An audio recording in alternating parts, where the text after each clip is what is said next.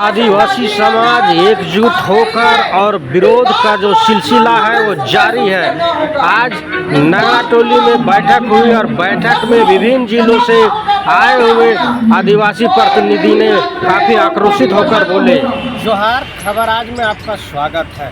हम बात कर रहे हैं आदिवासी का, हम बात कर रहे हैं आदिवासी धर्म स्थल का, हम बात कर रहे हैं आदिवासियों का जो अभी लगातार बैठकें हो रही है। खास करके सिरमटोली रैंप का जो मामला है वो अभी शांत नहीं हुआ है, लेकिन हाँ एक चीज़ हुआ है कि वो बन के लगभग तैयार है। मुख्यमंत्री उद्घाटन करने के लिए जल्द ही डेट रखेंगे और उद्घाटन करेंगे। लेकिन आदिवासी समाज आज जो बैठकें की और बैठक में उन्होंने कहा कि इसको हम उद्घाटन के दिन पूरे झारखंड बंद करेंगे और हम विरोध करेंगे और उद्घाटन के बाद हम रैंप पे बैठेंगे और जब तक वो हटेगा नहीं तब तक उठेंगे नहीं। सबका अपना अपना क्या विचार है और आज का निर्णय में बैठक में क्या निर्णय लिया गया और क्या विचार बना, इसके लेकर के हम पूरी बात उनसे करते हैं। लगातार आदिवासियों के ऊपर आदिवासी सरकार ही अनदेखी कर रही है, चाहे धर्म की बात हो या ज़मीन की बात हो। क्या आप लोग अभी तक निर्णय लिए हैं? जोहार सबको, आपकी चैनल खुटी कर सर्व समिति के माध्यम से। बिल्कुल आपका सवाल सही है। हमारा सरकार सोच के आदिवासियों ने एक मुक्त वोट दिया है और जो उम्मीद किया था सरकार को हासिल भी हुआ है। लेकिन आदिवासी जो जिस मुहिम पर आज पहुंचे हैं, आदिवासी को जो सोच रहा है सरकार कि आदिवासियों को यूं ही ऐसा ही इन लोगों के साथ करते रहेंगे, ये सोच सरकार की नीति जो सोच रही है, इसका सोच का नतीजा बहुत जल्दी उसको जवाब मिलने का समय आ चुका है। और आदिवासी को जो जितना नीच समझ रहा है उसको जो उसकी सोच गलत है, अधूरा है। क्योंकि आदिवासी आप पढ़ लिख लिया है, आदिवासी जो देख रहा है अपना जगह जमीन का, अपना सरना का, अपना इतिहास का, अपना भाषा का। क्योंकि सरकार जो सोची है वो सारा सर इसका जवाब देने के लिए आदिवासी एक तुरंत हो रही है।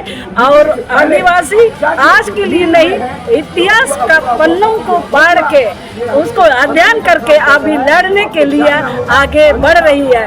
और ये लड़ाई आगे खत्म नहीं होगी जब तक ये सिरमटोली सरना को मुक्त नहीं कराएगा, तब तक आदिवासी आगे लड़ते रहेगा।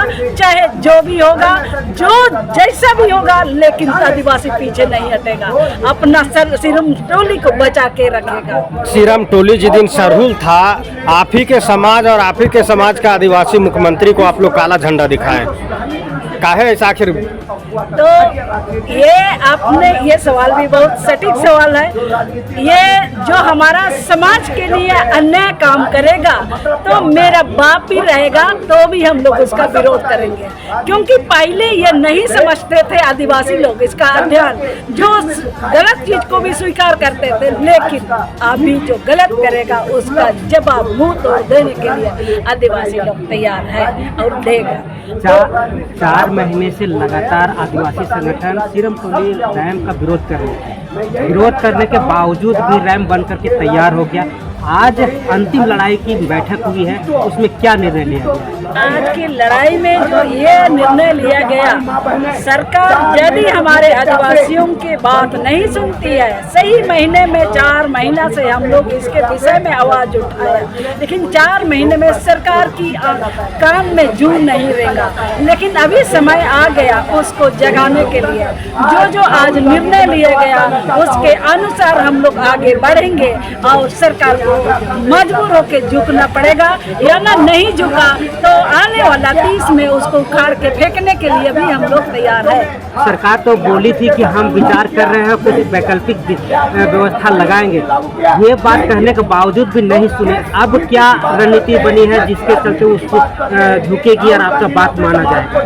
सरकार सोच रही है अभी भी कि आदिवासी गुट गुट में बांटे हुए हैं, इसलिए इन लोगों के पास ताकत नहीं है, इसलिए इसलिए जो मर्जी है हम वो कर लेंगे, ये उसकी सोच है, लेकिन वो सोच पूरा नहीं होगा, क्योंकि हम सब कोई लड़ने के लिए एकदम बिरसा मुंडा की तरह हम लोग तैयार हो चुके हैं और रणनीति हर गांव-गांव में बन रही है। एकजुटता नहीं दिख रही है, भटकाव कहाँ गया, आखिर कैसे भटक रहे हैं आप लोग? देखिए, उसमें एक तो राजनीतिक के चलते भी हम लोग बांटे हुए कई गुट में, और उसमें धार्मिक का एक कारण है, धर्म के नाम से भी हम लोग को बांट दिया गया है और आम पब्लिक वो चीज़ नहीं समझ रहा है, लेकिन धीरे धीरे उसको भी समझने का प्रयास कर रहे हैं। इसीलिए इस बार जो मुफ्त में हेमंत सोरेन को जो वोट मिला है, और इसलिए सोच रहा है आदिवासी ऐसा ही हम कुछ कुछ बोलते रहेंगे और आदिवासी लोग भूल जाएगा। फिर आने वाला समय में मेरा वोट बैंकिंग के टाइम में हम जो कुछ वादा करेंगे उसको, जो मैया समान के योजना पर लोगों को ऊर्जा दिया है, ऐसा ही ऊर्जा करके लोगों का दिल जीतेंगे, ये सोच रहा है, लेकिन ये सोच बिल्कुल पूरा नहीं है। बिखराव का एक और कारण दिख रहा है जो कुछ आदिवासी का मन में आ रहा है और बोल भी रहे हैं कि वो मुद्दा है डिलिस्टिंग का, समझे? उन लोग समर्थन कर रहे हैं सरकार का जो काम कर रहा है। ये तो होते रहेगा, पहले से जब से दुनिया बना है तब से लोग लालच के अंदर में फंसा हुआ है, ऐसा लोग अनक सनक बात करते रहेंगे और करते रहने दीजिए, कोई बात नहीं, लेकिन फिर भी हम लोग ये चीज समझ चुके हैं और सही लाइन पर हम लोग लड़ने की रणनीति बना रहे हैं। और इसलिए सरकार को हम बार बार बोल रहे हैं, सरकार समझ रही है तो हमारा आदिवासी सरकार उसी सरना से अभी बड़ा हुआ है, पढ़ लिख लिया है, उसी जमीन से जुड़ा हुआ है, उसी संस्कृति से, और उसी के पहचान से आज जिस सीट में बैठा है उसी सरना ने उसको बैठाया है। और उस सरना जिस दिन खत्म हो जाएगा, ना से हेमंत सोरेन चाहे और भी कोई आदिवासी नेता मंत्री, जिस दिन सरना सके खत्म हो जाएगा, उन लोग सब कोई घर न घाट का बनेगा। इसलिए समय रहते ही उन लोग को समझने की जरूरत है। मेरा नाम दुर्गावती ओड़िया है, केंद्रीय सरना संगम समिति खूंटी की ओर से आज एक बैठक आयोजित की गई है और इस बैठक में तमाम पहल, पाइनबोरा, कोटवार, पाढ़ा व्यवस्था और ग्राम सभा और हमारे पारसनाथ के क्रांतिकारी साथी और केंद्रीय सरना स्थल के जितने भी बचाव मोर्चा के पदाधिकारीगण हैं, जो लोग इस आंदोलन की शुरुआत की, सबने रैंक उद्घाटन के दिन निर्णायक लड़ाई की ओर बढ़ेंगे, कोई एक आंदोलन तैयार किया गया है। और सबसे पहले तो मैं कहना चाहूँगी, हेमंत सोरेन ने बंदूक के नोक पे जो रैंप का निर्माण कार्य पूरा किया है, पूरा आदिवासी समाज आक्रोशित है, रो रहा है, दुख है कि वो हमारा केंद्रीय स्थल है, वो हमारा केंद्र बिंदु है, और वो शोभा यात्रा की सबसे बड़ी जो शोभा है उस केंद्रीय स्थल से है। तो कहीं न कहीं हेमंत सोरेन ने हम लोगों को ठगने का काम किया है, सारे आदिवासी समाज के विधायक वो ठगने का काम किए हैं, छालावा किए हैं, हमारे जो समाज के अथवा जो हमारे हमें बोला गया उनके माध्यम से कि हेमंत सोरेन जी को कुछ समय देना चाहिए, और उन्होंने भी हमें ठगने का काम किया है। बस इस परिस्थिति में हमें आज के उग्र आंदोलन का रूपरेखा तैयार करना चाहिए था।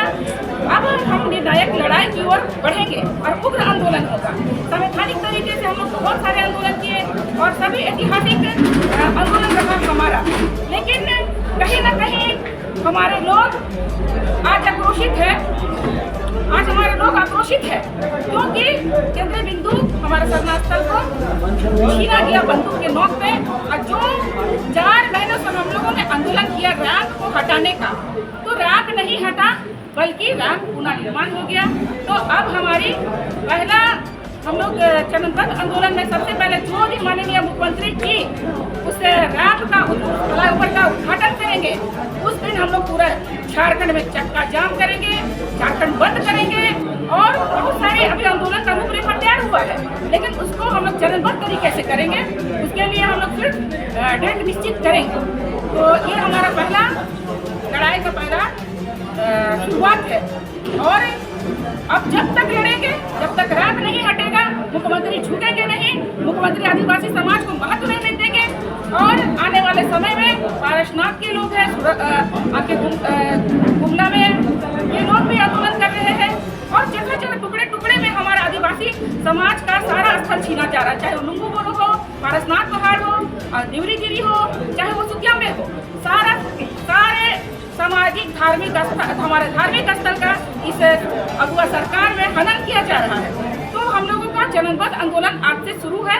इसी क्रम में झारखंड बंद, जिस दिन रैंप का उद्घाटन होगा उस दिन हम झारखंड बंद करने का ऐलान करते हैं। परिचय दीजिए। निरंजना हेरेंज टोप्पो, सामाजिक कार्यकर्ता।